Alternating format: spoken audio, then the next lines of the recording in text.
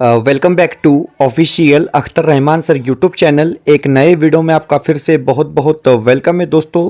CTET फरवरी 2026 को लेकर आज के इस वीडियो में हम फिर से जो है समाजशास्त्र के एसएसटी पेडागोजी के दोस्तों इंपॉर्टेंट और सिलेक्टेड प्रश्न देखने वाले हैं, जो परीक्षा के दृष्टिकोण से बहुत ज़्यादा इंपॉर्टेंट होंगे। क्योंकि आप लोगों को पता है दोस्तों कि एक सीरीज हमारी चल रही है और 2011 से लेकर 2024 की प्रश्न पत्रिकाओं में जिस प्रकार से प्रश्न पूछे गए हैं उसमें से सिलेक्टेड और एनालिसिस करके क्वेश्चन हम आपके सामने ला रहे हैं दोस्तों, जो परीक्षा के दृष्टिकोण से आप लोगों के लिए बहुत ज़्यादा इंपॉर्टेंट होगा। और पेपर 2 या पेपर 1 की बात अगर आप करेंगे दोस्तों तो समाजशास्त्र विषय एक इंपॉर्टेंट विषय हो जाता है दोस्तों, क्योंकि इसको लेकर बहुत ज़्यादा प्रश्न परीक्षाओं में पूछे जाते हैं। तो एसएसटी पेडागोजी को लेकर जो प्रश्न आज के इस वीडियो में हम देखने वाले हैं वो बहुत ज़्यादा इंपॉर्टेंट होंगे दोस्तों। इस वीडियो के माध्यम से हम जानेंगे। वीडियो में आगे बढ़ने से पहले चैनल पर नए हो तो चैनल को सब्सक्राइब कीजिए, साथ ही साथ बेल नोटिफिकेशन को ऑन कीजिए ताकि आपको आने वाले वीडियोज़ के नोटिफिकेशन जो है वो आसानी से मिल पाए। और दोस्तों अगर आप हमसे जुड़ना चाहते हो तो डिस्क्रिप्शन में जाकर आपको हमारे टेलीग्राम और व्हाट्सएप चैनल को ज्वाइन कर लेना है, जहां से आपको तमाम अपडेट वक्त वक्त पर देखने के लिए मिलेंगी। साथ ही साथ अगर आप हमारे चैनल की मेंबरशिप हासिल करना चाहते हो तो सिंपली ज्वाइन बटन को ज्वाइन कर क्या है दोस्तों, आप हमारे चैनल की मेंबरशिप हासिल कर सकते हो, जिससे क्या है आप हमारे सभी वीडियोस जो है दोस्तों बिल्कुल फ्री में देख पाओगे। तो चलिए बढ़ते हैं पहले प्रश्न की तरफ। पहला प्रश्न जो है एसएसटी पेडागोजी को लेकर इस प्रकार आपसे पूछा गया है कि आप अपनी कक्षा में सहपाठी अधिगम के लिए निम्नलिखित में से किसकी अनुशंसा करेंगे। तो देखिए दोस्तों, बिल्कुल मैं बताता हूं कि एक एक प्रश्न जो होता है पेडागोजी का वो आपकी स्किल पर डिपेंड होता है। लॉजिकली प्रश्न के उत्तर आपको यहां पर लगाने होते हैं, क्योंकि प्रश्न आपको समझ लेना बहुत ज्यादा जरूरी है। प्रश्न यह है कि आप अपनी कक्षा में मतलब आपके क्लास में सहपाठी अधिगम के लिए निम्नलिखित में से किसकी अनुशंसा करेंगे एज ए टीचर। आपको विकल्प दिए गए हैं। कंप्यूटर एंडेड लर्निंग, केवल नियमित गतिविधियों से भागीदारी। तो बताया गया है कि केवल जब आता है तो डायरेक्ट वो ऑप्शन को आपने क्या है हटा देना है दोस्तों, तो केवल वाला ऑप्शन तो होता ही नहीं है। चलिए, अनुसंधान प्रयोगशालाओं द्वारा प्रयोगशाला के द्वारा या फिर नाटक। तो देखिए दोस्तों, यहां पर आपको जो है नाटक का इस्तेमाल करना होगा, क्योंकि यहां पर क्या बताया जा रहा है, सहपाठी अधिगम के लिए निम्नलिखित में से किसकी अनुशंसा करेंगे, तो नाटक की अनुशंसा करेंगे। ऑप्शन जो डी होगा वो बिल्कुल हमारा यहां पर क्या है सही विकल्प होने वाला है। चलिए प्रश्न नंबर 2 देखिए, दूसरा प्रश्न पूछा गया कि माना जाता है कि मसीह के प्रेरित सेंट थॉमस कहाँ आए थे। अब देखिए ये जो है दोस्तों एनसीईआरटी के हिसाब से आपको प्रश्न पूछा गया, क्योंकि थ्योरी में से हमने ये क्वेश्चन यहां पर लिया है। इसको हम पेडागोजी नहीं कह सकते, बात समझेंगे आप। पेडागोजी आपकी स्किल पर डिपेंड करता है, लेकिन ये क्या है आपके कंटेंट से लिया सवाल है दोस्तों, एनसीईआरटी से लिया गया सवाल है कि मसीह को प्रेरित सेंट थॉमस कहां आए थे। इस प्रकार का प्रश्न आपको क्या है पूछा गया है दोस्तों। 4 विकल्प आपके सामने यहां पर दिए गए हैं और आपका जो केरल होगा वो यहां पर सही विकल्प होगा, क्योंकि सेंट थॉमस कहां आए थे तो केरल में आए थे। आपका जो सी वाला विकल्प रहेगा वो बिल्कुल यहां पर सही विकल्प होने वाला है। चलिए अगले प्रश्न की तरफ बढ़ जाते हैं। प्रश्न नंबर 3 पूछा गया है। देखिए प्रश्न नंबर 3 पूछा गया है कि निम्नलिखित में से कौन सा सामाजिक विज्ञान कक्षा में प्रगतिशील शिक्षा का एक पहलू है। अब देखिए ये इसको हम पेडागोजी कहेंगे दोस्तों कि प्रगतिशील शिक्षा का एक पहलू है। आपको यहां पर 4 विकल्प दिए गए हैं। तो देखिए, कार्यात्मक बुद्धि, परीक्षाओं में स्कोरिंग पर जोर, बहुलता के लिए सम्मान, या फिर शिक्षार्थियों का अलगाव। तो देखिए दोस्तों, यहां पर सीधे सीधे तौर पर आपका जो विकल्प रहेगा कि सामाजिक विज्ञान कक्षा में प्रगतिशील शिक्षा का एक पहलू है। अगर आप कहेंगे बहुलता के लिए सम्मान तो यह क्या होगा हमारा बिल्कुल सही विकल्प यहां पर रहने वाला है। चलिए प्रश्न नंबर 4 पूछा गया है। आप देख सकते हैं कि क्वेश्चन नंबर 4 पूछा जा रहा है कि हमारी प्रणाली में संसद के पास अपार शक्ति है क्योंकि। अब देखिए, संसद के पास, पार्लियामेंट के पास जो है दोस्तों अपार शक्ति क्यों होती है, इस प्रकार का प्रश्न आपको पूछा गया है और आपके पास 4 विकल्प भी यहां पर मौजूद है। तो देखिए, इसमें न्यायपालिका को खत्म करने की शक्ति है, यह लोगों का प्रतिनिधि करती है, प्रतिनिधि है, या फिर सभी शक्तियां संसद के पास निहित है, कानून बनाने की शक्ति है। तो देखिए दोस्तों, यहां पर आपको सही विकल्प का चयन करना है। प्रश्न पूछा गया कि हमारी प्रणाली में संसद के पास अपार शक्ति है क्योंकि यह लोगों का प्रतिनिधि है। मतलब आपका जो बी वाला विकल्प होगा वो सही होगा। कानून बनाने की शक्ति भी होती है दोस्तों, लेकिन उससे पहले क्या है लोगों के प्रतिनिधि होते हैं। तो आपका जो बी वाला विकल्प रहेगा वो बिल्कुल यहां पर क्या है सही होने वाला है। अगले प्रश्न की तरफ बढ़ जाते हैं। प्रश्न नंबर पांचवा जो प्रश्न पूछा गया है वो इस प्रकार है कि संघवाद संदर्भित करता है। अब देखिए संघवाद क्या संदर्भित करता है, आपको यहां पर चार विकल्प दिए गए हैं। आप देख सकते हैं देश चलाने के लिए राज्यों का संघ, केवल केंद्र सरकार को कानून बनाने का अधिकार, न्यायपालिका, देश में सर्वोच्च अधिकार, या फिर देश में सरकार के एक से अधिक स्तरों का अस्तित्व। तो देखिए दोस्तों यहां पर अगर आप कहेंगे कि संघवाद संदर्भित करता है, यह संघवाद क्या होता है, तो संघवाद होता है देश में सरकार के एक से अधिक स्तरों का अस्तित्व। मतलब आपका जो डी वाला विकल्प रहेगा वो यहां पर क्या रहेगा दोस्तों, बिल्कुल सटीक आंसर होने वाला है। अगले प्रश्न की तरफ हम बढ़ेंगे, प्रश्न नंबर 6। देखिए क्वेश्चन नंबर 6 यहां पर पूछा गया कि निम्नलिखित में से कौन सा मानवीय मूल्य सामाजिक समानता के सिद्धांतों को सुनिश्चित करने के लिए सबसे महत्वपूर्ण होगा। इस प्रकार का प्रश्न आपको क्या है यहां पर पूछा गया है दोस्तों, पेडागोजी से लिया गया यह प्रश्न है। आपको यहां पर चार विकल्प दिए गए हैं। तो देखिए दक्षता, उपभोक्तावाद, प्रतिस्पर्धात्मक, आपसी सम्मान, इस प्रकार आपको चार विकल्प दिए गए हैं। प्रश्नों को समझेंगे। प्रश्न पूछा गया है कि मानवीय मूल्य सामाजिक समानता के सिद्धांतों को सुनिश्चित करने के लिए सबसे महत्वपूर्ण होगा दक्षता। अब दक्षता क्या होता है दोस्तों, इसको हम समझेंगे। यहां पर आप देख सकते हैं कि बताया गया है कि सामाजिक समानता के सिद्धांतों को सुनिश्चित करने के लिए दक्षता सबसे महत्वपूर्ण होगी। कुछ अन्य मानवीय मूल्य सत्य, सही आचरण, शांति, प्रेम और अहिंसा है। तो इस प्रकार क्या है, हम इसका स्पष्टीकरण भी यहां पर देख सकते हैं। अगले प्रश्न की तरफ बढ़ेंगे। प्रश्न नंबर 7 यहां पर पूछा गया है कि निम्नलिखित में से कौन से स्थल रूप खनिज निक्षेप से अत्यधिक समृद्ध है। तो इस प्रकार का प्रश्न क्या है दोस्तों, आपको पूछा गया है और सिंपल सी बात है। तो हम इसको क्या कहेंगे दोस्तों, पठार कहेंगे। आपका जो डी विकल्प यहां पर रहेगा वो बिल्कुल यहां पर क्या है, सही होने वाला है, क्योंकि पठार बड़े पैमाने पर खनिज भंडार से समृद्ध होते हैं। मतलब आमतौर पर पठारों में बहुत ज्यादा सा खनिज आपको जो है दोस्तों देखने के लिए मिलता है।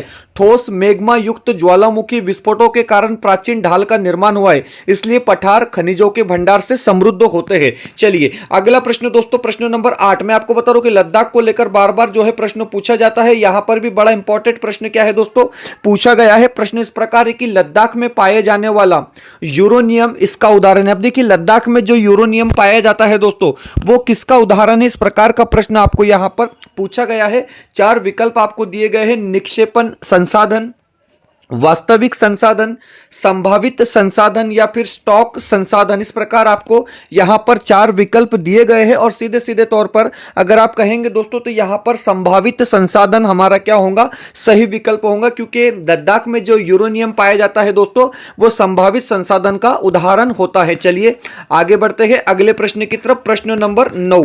नौवां प्रश्न आपको फिर से जो है दोस्तों एसएसटी पेडागोजी को लेकर यहां पर पूछा गया है। प्रश्न कुछ इस प्रकार यहां पर बनेगा दोस्तों कि आप देख सकते हैं आपकी स्क्रीन पर प्रश्न पूछा गया है कि निम्नलिखित में से विश्व में प्रचलित रोपण कृषि की सही विशेषता का चयन कीजिए। अब देखिए दोस्तों रोपण कृषि की सही विशेषता का चयन हमको करना है। तो देखिए यहां पर अगर आप बात करोगे, चार विकल्प दिए गए। तो इस प्रकार की कृषि में किसान अपने परिवार के सदस्यों की सहायता से भूमि के गहन उपयोग के लिए कार्य करते हैं।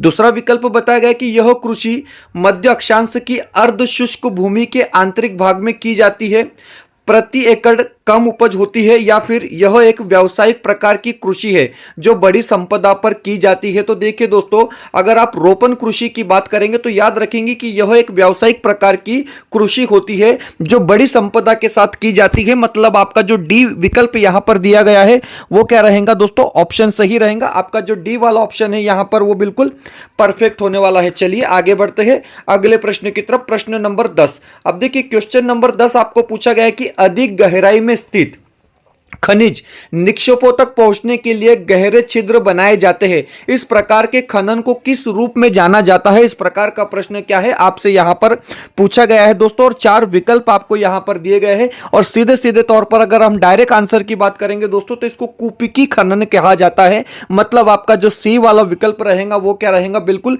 सही यहां पर रहेगा दोस्तों कि कुपिकी खनन इसको हम कहते हैं। तो देखिए कोलिकों के रूप में जाने जाने वाले सूती वस्त्रों को पुर्तगालियों ने भारत से यूरोप वापस लिया गया था। कोलिको कपास के रेशों से बने एक बिना पके अधूरे कपड़े को संदर्भित करता है। तो इस प्रकार क्या है आप जो है यहां पर दोस्तों इसका स्पष्टीकरण भी देख सकते हैं। ओके, स्पष्टीकरण इसका नहीं है, मिस्टेक से यहाँ पर ऐड हो गया क्योंकि कोलिको के बारे में बताया जा रहा है। नहीं नहीं, इसका स्पष्टीकरण नहीं होगा दोस्तों, क्योंकि प्रश्न यहाँ पर आपका क्या पूछा गया है, एक मिनट। अधिक गहराई में स्थित खनिज निक्षेपों तक पहुंचने के लिए गहरे छिद्र बनाए जाते हैं। इस प्रकार के खनन को कुपी को खनन कहते हैं। बिल्कुल, कुपी को खनन कहते हैं। चलिए आगे बढ़ते हैं अगले प्रश्न की तरफ। प्रश्न क्रमांक 11वां प्रश्न पूछा गया कि मानचित्र पर एक स्थान को ढूंढना डैश डैश के साथ संबंध है। आप देखिए दोस्तों, मानचित्र पर, नकाशे पर अगर आप किसी चीज को ढूंढ रहे हैं, पेडागोजी से संबंधित क्वेश्चन है, तो यह किससे संबंधित है, इस प्रकार का प्रश्न पूछा गया है। आपको 4 विकल्प दिए गए हैं, विवेचनात्मक परिश्रम, बोध, विश्लेषण या फिर कौशल। तो देखिए दोस्तों, यहां पर अगर आप देखेंगे कि मानचित्र पर एक स्थान को ढूंढना कौशल से संबंधित है दोस्तों, मतलब आपका जो ऑप्शन डी रहेगा वो यहां पर क्या है, परफेक्ट होने वाला है। विकल्प डी जो होगा आपका वो बिल्कुल सही आंसर यहां पर क्या है, रहने वाला है। चलिए 12वां प्रश्न पूछा गया है। प्रश्न नंबर 12 इस प्रकार पूछा गया कि विषय विशेष से संबंधित विद्यार्थियों के पूर्व ज्ञान को सामने लाने के लिए निम्नलिखित में से कौन सी रणनीति उपयुक्त होगी। अब देखिए यहां पर आपको क्या करना है, प्रश्नों को आप समझेंगे कि विद्यार्थी के पूर्व ज्ञान को सामने लाना है। इसके लिए आपको सबसे बेहतर रणनीति का चुनाव यहां पर क्या है, करना होगा। विकल्प आपको दिए गए हैं, कथावाचन, निबंध, विचार मंथन या फिर प्रश्नोत्तर सत्र। तो देखिए दोस्तों, यहां पर अगर आप पूर्व ज्ञान को, विद्यार्थी के पूर्व ज्ञान को सामने लाना चाहते हो तो आपको विचार मंथन का क्या है, यहां पर उपयोग करना होगा। जो सी वाला विकल्प रहेगा आपका वो बिल्कुल यहां पर सही होगा। ऑप्शन सी जो होगा दोस्तों आपका वो परफेक्ट आंसर यहां पर क्या है, रहने वाला है। चलिए 13वें प्रश्न की तरफ बढ़ जाते हैं। प्रश्न नंबर 13 पूछा गया कि एक क्षेत्र जहां वोटर अपना विधायक चुनते हैं कहलाता है। अब देखिए दोस्तों, बड़ा अच्छा प्रश्न है, इसको अगर आप ध्यान से करेंगे तो डेफिनेटली आप क्या है, जो इसका आंसर सही दे पाएंगे कि वह कौन सा क्षेत्र है जहां वोटर अपना विधायक चुनते हैं। तो देखिए नगर निगम, निगम पार्षद, निर्वाचन क्षेत्र या जिला परिषद। तो देखिए दोस्तों, निर्वाचन क्षेत्र आपका सही विकल्प रहेगा, मतलब ऑप्शन जो सी होगा वो बिल्कुल यहां पर क्या है, सटीक आंसर होने वाला है। अगले प्रश्न की तरफ बढ़ते हैं। प्रश्न नंबर 14 पूछा गया है कि पंचायती राज व्यवस्था में ग्राम पंचायत के कार्यों को स्वीकृति दी जाती है। इस प्रकार का प्रश्न क्या है, आपको पूछा गया है दोस्तों। राज्य शास्त्र से संबंधित प्रश्न यहां पर लिया गया है।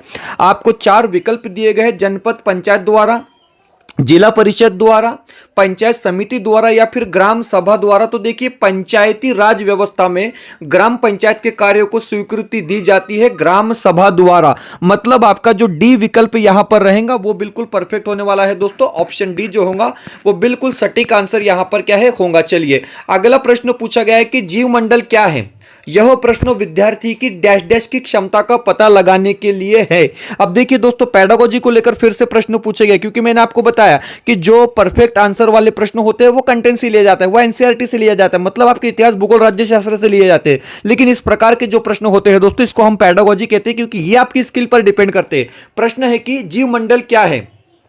इस प्रश्न विद्यार्थी की डैश डैश की क्षमता का पता लगाने के लिए है। तो देखिए स्मरण की, अनुप्रयोग करने की, आकलन करने की या फिर विश्लेषण करने की। तो देखिए यहां पर हम कहेंगे दोस्तों स्मरण करने की, क्योंकि आप पूछ क्या रहे जीव मंडल क्या है, तो बच्चा क्या करेगा दोस्तों, स्मरण करेगा, मतलब आपका जो पहला विकल्प रहेगा वो यहां पर क्या है, सही होने वाला है। अगले प्रश्न की तरफ बढ़ जाते हैं। प्रश्न नंबर 16 पूछा गया है कि गांधी जी ने असहयोग आंदोलन अचानक रोक दिया क्योंकि। बड़ा इंपॉर्टेंट है प्रश्न दोस्तों, क्योंकि आपको पता भी होना है जो असहकार आंदोलन चल रहा था उसको गांधी जी बीच में रोक देते हैं, इसका रीजन क्या है। आपको यहां पर 4 विकल्प दिए गए हैं।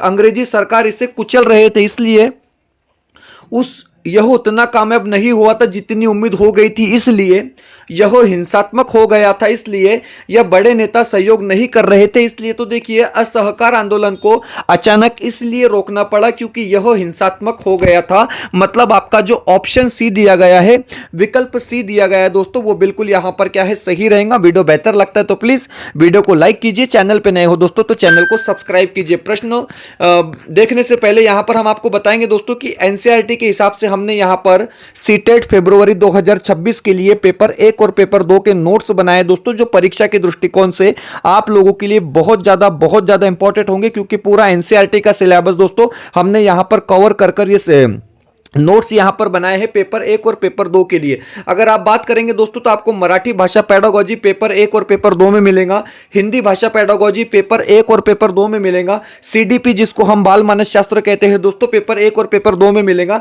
साथ ही साथ ईवीएस पेपर 1 के लिए मतलब परिसर अभ्यास पेपर 1 के लिए, और एसएसटी पेडागोजी पेपर 2 के लिए मतलब समाज शास्त्र पेपर 2 के लिए दोस्तों ये सभी नोट्स क्या है आपको पेपर 1 के लिए 499 में दिए जा रहे हैं, पेपर 2 के लिए भी 499 में दिए जा रहे हैं, और दोनों पेपर अगर आप देना चाहते हो दोस्तों तो सिर्फ और सिर्फ 599 रुपए में आपको क्या है ये सारे के सारे नोट्स यहां पर दिए जा रहे हैं दोस्तों। साथ ही साथ हमारे लाइव प्लस रिकॉर्डेड लेक्चर जो भी है आपको फ्री में मिलने वाले, पीडीएफ जो है आपको दोस्तों आपके व्हाट्सएप पर तुरंत भेज दी जाएंगी पेमेंट होने के बाद, और जितने भी हमारे वीडियोस है वो बिल्कुल आप फ्री में देख सकते हैं, इसका कोई पैसा आपको नहीं देना है दोस्तों। सिर्फ जो नोट्स है वो हमारे पेड है, इसको आप क्या है इस नंबर पे व्हाट्सएप कर इसको परचेस कर सकते हैं दोस्तों। स्क्रीन पर एक कॉन्टैक्ट नंबर दिया गया है, इस नंबर पे कॉन्टैक्ट कर क्या है इसको आप अभी परचेस कर सकते हैं। मैं आपको बता रहा हूं परीक्षा में अभी भी 36 डेज बाकी है दोस्तों, 36 दिन का वक्त बचा है, और इतने वक्त में भी आप क्या है परीक्षा को अच्छे नंबरों से पास कर पाते हैं, क्योंकि मैं आपको बताता हूं दोस्तों कि कंटेंट बेहतर पढ़ना चाहिए, आप किस तरीके से पढ़ रहे हैं ये इंपॉर्टेंट होता है दोस्तों। आप क्या पढ़ रहे हैं ये इंपॉर्टेंट नहीं होता है, तो चीजें वो पढ़िए जो परीक्षा में पूछी जाती है।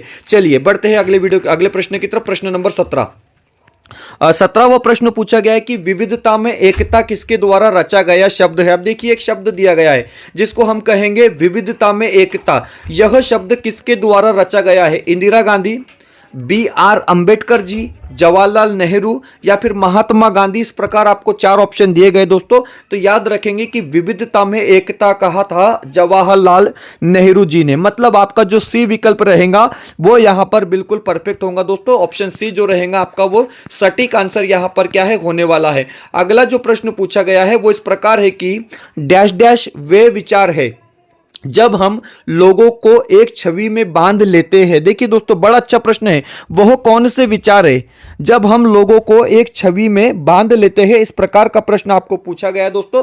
4 विकल्प आपके यहां पर दिए गए हैं, बाध्य समूह, पूर्वाग्रह, भेदभाव या फिर रूढ़िबद्ध धारणाएं। तो देखिए रूढ़िबद्ध धारणाएं वे विचार है जब हम लोगों को एक छवि में बांध लेते हैं, मतलब आपका जो डी वाला विकल्प रहेगा, डी वाला ऑप्शन रहेगा दोस्तों, वो बिल्कुल यहां पर क्या है सही होने वाला है। अगले प्रश्न की तरफ बढ़ते हैं। प्रश्न नंबर 19 पूछा गया कि भारतीय योजना आयोग की स्थापना किस वर्ष हुई थी। देखिए दोस्तों यहां पर आपको फिक्स आंसर मिल देना है, क्योंकि यह पेडागोजी नहीं होती है, यह आपने एनसीईआरटी से लिया गया सवाल है कि भारतीय योजना आयोग की स्थापना किस वर्ष में हुई थी। तो देखिए 1950 में हुई थी। आपका जो यहां पर सी वाला विकल्प है दोस्तों वो सही रहेगा। थोड़ा इसके बारे में हम यहां पर इंफॉर्मेशन देख लेंगे कि भारत का योजना आयोग 1950 में स्थापित किया गया था। यह भारत की पंचवर्षीय योजनाओं को तैयार करने और विनियमित करने के लिए भारत सरकार द्वारा स्थापित एक संस्था थी। योजना आयोग का मुख्य कार्य भारत के आर्थिक विकास के लिए योजना बनाना था। इन योजनाओं ने कृषि, उद्योग और अवसंरचना जैसे अर्थव्यवस्था को विभिन्न क्षेत्रों के लिए सरकार की निवेश प्राथमिकता और लक्ष्यों को रेखांकित किया था। इस तरीके से क्या है दोस्तों आप इसका यहां पर स्पष्टीकरण देख सकते हैं। और अगला जो प्रश्न है दोस्तों स्टेटमेंट टाइप प्रश्न यहां पर आपको पूछा गया है। क्वेश्चन इस प्रकार है दोस्तों, और इसके विकल्प आपको क्या है नीचे दिए गए हैं, आपको बताना है कि कितने विकल्प सही है। चलिए प्रश्न क्या पूछा गया है, प्रश्न देख लेंगे पहले। प्रश्न यहां पर पूछा गया है कि एक प्रगतिशील कक्षा में, तो देखिए दोस्तों मतलब पेडागोजी से संबंधित प्रश्न है, एसएसटी पेडागोजी हम इसको कह सकते हैं। एक प्रगतिशील कक्षा में अधिक प्रश्न नहीं पूछते हैं, तो ये गलत है, ये तो नहीं होता है। प्रश्न पूछते हैं, प्रगतिशील कक्षा में प्रश्न पूछे जाते हैं। शिक्षक से प्रश्न पूछते हैं, डेफिनेटली पूछते हैं। एक दूसरे से प्रश्न पूछते हैं, ये भी होता है। स्वयं से प्रश्न पूछते हैं, तो ये भी होता है। तो हमारा बी, सी और डी ये तीनों विकल्प यहां पर क्या है दोस्तों सही है, पहला गलत है। मतलब आपका ऑप्शन क्या रहेगा यहां पर, तो देखिए ऑप्शन यहां पर आपका ए सही रहेगा दोस्तों, ए सही रहेगा, क्योंकि बी सी डी जो है यहां पर हमारा सही विकल्प होने वाला है। तो इस प्रकार क्या है हमने दोस्तों आज काफी इंपॉर्टेंट एसएसटी पेडागोजी समाजशास्त्र विषय के करीब करीब 20 प्रश्न देखे दोस्तों, जो परीक्षा के दृष्टिकोण से बहुत ज्यादा इंपॉर्टेंट होने वाले। और अगर आप क्वेश्चन सेट खरीदना चाहते हो दोस्तों तो देखिए यहां पर नहीं है, लेकिन हमारे पास अब एसएसटी पेडागोजी के क्वेश्चन सेट भी अवेलेबल हो चुके हैं। तो 399 रुपए में दोस्तों आप यहां पर 30 नहीं 40 क्वेश्चन हासिल कर सकते हैं। 40 क्वेश्चन सेट पेपर 2 के लिए, जिसमें आपको मराठी पेडागोजी की 10 प्रश्न पत्रिका, हिंदी भाषा पेडागोजी की 10 प्रश्न पत्रिका, सीडीपी मतलब बाल मानस शास्त्र की 10 प्रश्न पत्रिका और समाजशास्त्र विषय की 10 प्रश्न पत्रिका दोस्तों टोटल 399 रुपए में आप क्या है इसको यहां पर हासिल कर सकते हैं। स्क्रीन पर एक कॉन्टैक्ट नंबर दिया गया है, उस नंबर पर कॉन्टैक्ट कर आप क्या है दोस्तों अभी क्वेश्चन सेट हमसे परचेस कर सकते हैं। मिलते हैं नए वीडियो में बेहतर अपडेट के साथ।